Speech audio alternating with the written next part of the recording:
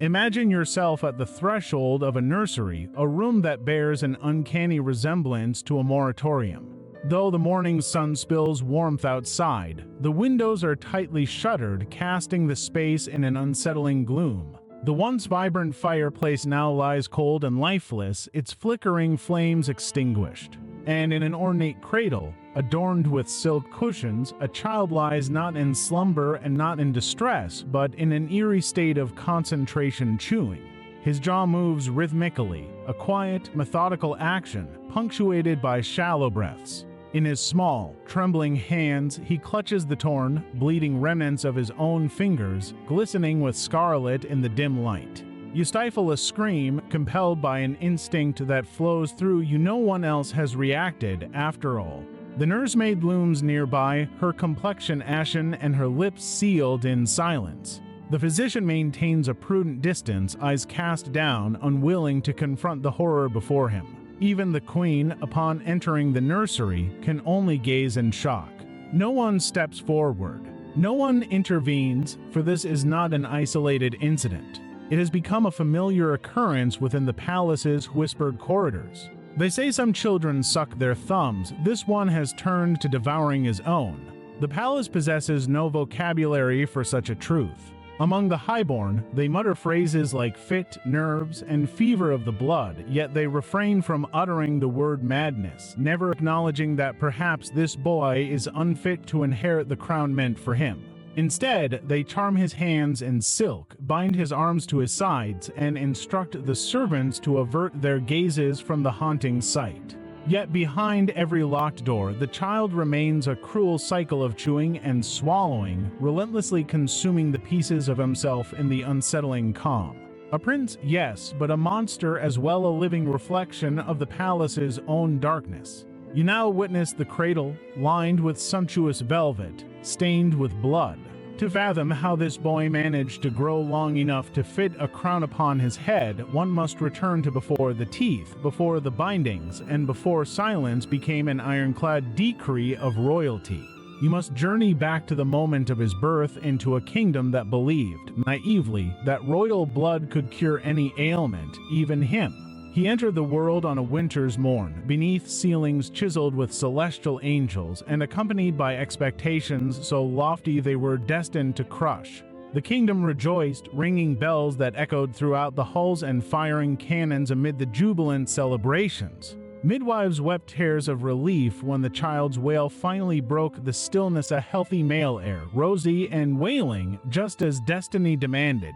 But as it often does, fate reveals its darker side with a flourish. Initially, the signs of his distress were subtle. He did not beam at faces, rarely flinched at sudden noises. Unlike other infants, he did not babble. Instead, he fixed his gaze unwaveringly for hours. His wet nurse insisted he could go the entirety of a day without surrendering to sleep, as if the mere act of blinking might snatch the world away from him, or perhaps he simply wished for that. Those within the palace deemed him a serious child, a contemplative boy who possessed an intelligence beyond his tender years, praised by the royal tutor whose strained smile belied his struggle to coax the child to even grip a pencil without wresting it from his clenched hand. However, the whispers that clung to the nursery's walls often circled round the word wrong. He did not merely bite his nails, he bit them until they bled, tearing flesh until bone was revealed. All of this he did in a haunting silence, devoid of cries or tantrums, just a relentless act of chewing, as though a deep-seated need within him had turned inward, consuming all warmth and leaving only an endless, frigid void. First, they blamed the nursemaids, then the wet nurse, and eventually his mother. He requires discipline, claimed the priests, while the physicians suggested he needed the opposite. The queen declared he needed prayer. Yet, amidst this cacophony of misguided attempts, no one paused to inquire what he truly needed. They only sought ways to contain him. Thus, they swathed his hands in silk, bound his arms tightly, and purged the nursery of anything sharp. The floors became padded, the windows sealed. The servants were instructed to speak in hushed tones and only upon his prompting. Even then, they referred to it as merely a phase. Palaces are crafted to safeguard legacies, not the children who inhabit them. Consequently, these walls absorbed the unsettling truth, dressing it in elaborate tapestries, grand titles, and sparkling gold leaf. The prince was described with delicate terms: melancholic, enigmatic, touched by some ethereal mystery. Future king or philosophical soul, they said, but a soul does not bleed through fine linens. Fingers do. Week after week brought a fresh supply of bandages. Month after month, new nurses arrived. The only constant was the silence that hung heavily, for no one dared to name it. Madness was an inheritance no royal could claim, not publicly, not yet. They cloaked it in new terminology, beautiful and spiritual labels. They proclaimed he experienced visions, that his suffering drew him nearer to God, that his pain embodied nobility, a mark of depth, a signal of greatness. Yet the child remained silent, suckling at the wounds hidden beneath the silk. For despite the palace's illusions, he learned a singular truth: when no one is willing to rescue you from your own darkness, you learn to consume the very aspects of yourself that hurt the most. He didn't utter a single word until he reached the age of 5, not for the lack of ability, but because no one compelled him to speak. Words floated around him like trapped insects in a jar, buzzing, meaningless, elusive. When he eventually did speak, it was not a single word, but rather a sentence delivered with flatness, his mouth stained with scabs. "I don't want to be alive." The nursemaid, stunned, dropped the bowl she held, its porcelain shattering upon the floor, an echo that seemed to slip away from him. He continued to stare at his own hand, encased in gauze, one eye twitching slightly. By midday, the queen had heard the news and dismissed it, insisting he had not spoken such things. "He's just a child," she snapped defensively. Children are prone to malapropisms. Yet she did not visit him that evening.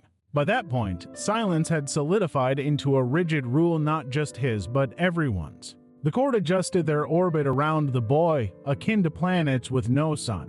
Tutors arrived and departed without the pomp of celebration. Rooms were cleaned while he remained asleep. In the corridors outside the nursery, only soft-footedness was tolerated. Musicians played in the distance, careful not to break the frigid hum of his quietude. Even so, his mind was a turbulent sea. He had begun to draw. Unlike typical noble boys who sketched galloping horses or grand castles, he filled pages with rows of teeth, hundreds of them, corner to corner, featuring fangs, rows of chewed-down stumps, disembodied mouths grinning devoid of context. He wielded ink until his fingers cramped, then resorted to using the side of his bandaged hand and ultimately his own blood. When the governess stumbled upon a haunting depiction of a baby mutilated by a monstrous jaw, she burned it and immediately sought a transfer, but no replacement arrived. The palace assumed he could not feel, believing that silence indicated emptiness.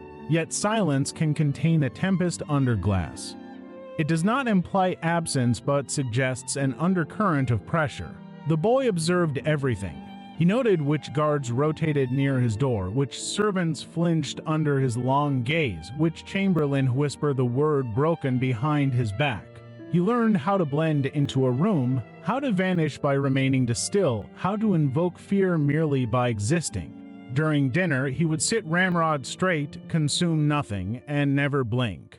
Guests arrived, eager to meet the prince, only to leave confused by their experience. He unnerved them, for he neither laughed nor cried, nor did he exhibit the hallmarks of typical childhood. He embodied a quiet that defied fixing. When the king deigned to visit, a rare occurrence, he would pat the boy's head and call him "my little ghost." The boy would not flinch or lift his gaze.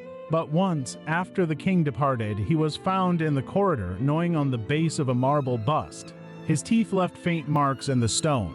They replaced the bust but did not reach toward the child, for silence within the palace is far simpler to manage than grief, far less challenging to shape than madness, far easier to parade than the acute suffering. And so they clothed him in silk, posed him for portraits, and smiled at his prolonged stares and sparse words, a perfect royal facade, a flawless shell. Yet inside, the teeth continued to grind. The cycle began anew, starting with the smallest of fingers. They believed he had moved beyond his previous behaviors, for months had passed without fresh wounds or cries during the night. He wore elegant gloves fashioned from imported silk, tailored so snugly that handmaids had to peel them off each evening, deliberately avoiding his gaze. They were convinced he had outgrown the affliction, convinced that structure and routine had healed him, the sickness had vanished. But such was not the case, rather, it had delved deeper. The silence didn't indicate stasis, instead, it signified focus. He trained himself to bleed only where they could not see, keeping the damage confined beneath the gloves, beneath his skin, behind clenched teeth. The index finger became the next casualty, soon followed by the tip of his thumb. By the time they finally noticed the damage, ligaments were missing. The court physician arrived at the witching hour, bringing oil and incense while murmuring prayers, calling upon the divine to dispel a possible curse. Upon examining the boy's injuries, he fell silent, his eyes widening in horror at what lay before him. The bone was visible, not shattered but eroded, gnawed at over time. Watching the doctor study his hand ever so intently, the boy calmly questioned, "Will it grow back?" Following this revelation, they locked the supply cabinets, confiscated all writing implements, and modified his meals to consist solely of soft foods meant to dull his teeth, but uncertainty lingered regarding whether he adhered to their new rules. He had perfected the art of concealing hunger and, worse still, acquired the capability to feed it discreetly. This compulsion turned into a means of control where he had no voice within the royal court and no power in his name. Pain became his territory, private and absolute. In a realm of order, he wielded wounds as his only commands. Where others could bask in the spotlight, he thrived in fear. At banquets, he dissected the jaws of noble men as they laughed, dined, and drank, all the while obsessively studying how flesh yielded to teeth, how skin enveloped muscle. He once posed a question to a servant softly enough to remain uncertain of his own intent. "Do you think anyone has ever consumed themselves entirely?" The servant offered no response, and the prince remained silent afterward. One fateful night, a dead sparrow was discovered beneath his bed, its jaw crushed, wings folded neatly, with several feathers plucked. He chose to share this discovery with no one. Whispers of possession and curses began circulating, positing that the tumult within him resulted from having been born with teeth to sharp and a soul to soft, with one consuming the other. But in the palace, rumors were far simpler to contain than the symptoms, for they were entrenched in privilege. Thus, a narrative was crafted. He was eccentric, fragile, sensitive to light, touch, and company. They restricted his public appearances, commissioned flattering portraits that softened the severity of his jaw, rendering him as the contemplative, almost tragic enigma. Yet the gloves remained, under which the bone continued to erode. The members of the court participated in this charade not out of malice, but from generations of conditioning that dictated that when royalty bleeds, one must look away. Bow deeper, speak softer, fix your gaze on the crown, not on the child crumbling beneath its weight. The queen ceased entering his chamber, not after she'd glimpsed the blood-stained curtains and the smear left by his bandaged hand, an unsettling mark drawn like a desperate symbol above his bed, perhaps a cry for aid or a warning, or merely the decoration of a tortured mind. She convinced herself it was merely paint, a remnant of childish play. In his detachment, the king remained distant, engrossed in wars to be waged, affairs to navigate, and dynasties to forge. He couldn't possibly be asked to engage with a boy who trembled at the prospect of his own reflection. From a distance, he sent orders penned in letters, littered with phrases like, "Strengthen his resolve and no more coddling." He lauded it as discipline, though in truth, it was abandonment. Tutors cycled through the palace like clockwork, one after the other, but none remained. The boy invariably offered no response during their lessons. At times, he would sit motionless for hours, absorbed in the wood grain of the tabletop, as though deciphering its secrets. One day, a tutor leaned in too closely, unguarded, and the prince bit down. Not a playful nip, this was a genuine bite, flesh torn and blood staining the carpet. The palace granted that tutor a pension to disappear quietly, instructing the others to maintain their distance. Yet even silence held witnesses: servants, chambermaids who scrubbed the linens, cooks who noticed the untouched meals, guards witnessing the unyielding accumulation of bandages. They all understood. However, to speak would be to accuse the future king of madness, and such an act would be labeled treason in this kingdom. So they remained voiceless. They assisted him into his royal robes, all the while disregarding the blood-stained sleeves. They combed his hair, intentionally overlooking the raw patches where hair had been worn away on his scalp. They opened windows for fresh air, pretending not to hear the soft sounds of teeth gnawing through flesh. Because once the tale is written that a prince is appointed by divine right, one does not dare to rewrite it. Questions of God's fallibility go unasked. Instead, they participated in the ritual each day: curtains up, nobility placed like ornamental furniture, smiles rehearsed, airs put forth. The boy was never permitted to step outside the palace confines. They sold the public on the notion of his protection, claiming he was being nurtured in purity, in discipline, isolated from the tumult of common life. But within those palace walls, it became a padded cell of marble, and those walls began to change him. He ceased to speak altogether, even to the servants, moving only when strictly necessary, drifting through the halls like a specter who had forgotten how to haunt. The only time he displayed any semblance of life was when he was alone, when his gloves came off, when the silk was pulled aside, when the castle's watchful eye finally loosened its grip, leaving him to his own devices. They never witnessed those moments, yet they most certainly felt them. In the way mirrors shattered with no clear explanation, in the way animals avoided his door, in the way visiting dignitaries emerged unnerved, speaking of sharp eyes and unnerving stillness. Still, within the palace, they reassured themselves: he is fine, he is strong, he will grow into the crown. Yet no one wanted to confront what was painfully evident: the prince was not healing, he was merely hardening. The coronation was scheduled for spring, not because he was prepared, but rather because the kingdom could no longer afford to ignore reality. The king's health had deteriorated, he was too ill to appear and too weak to govern.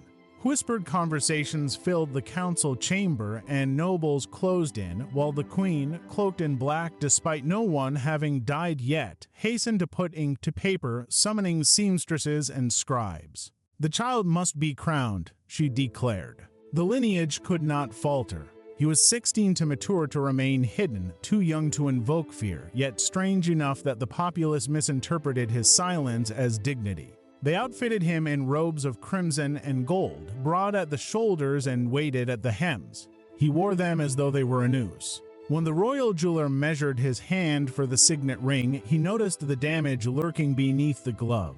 An accident, chimed the queen. A boyish injury.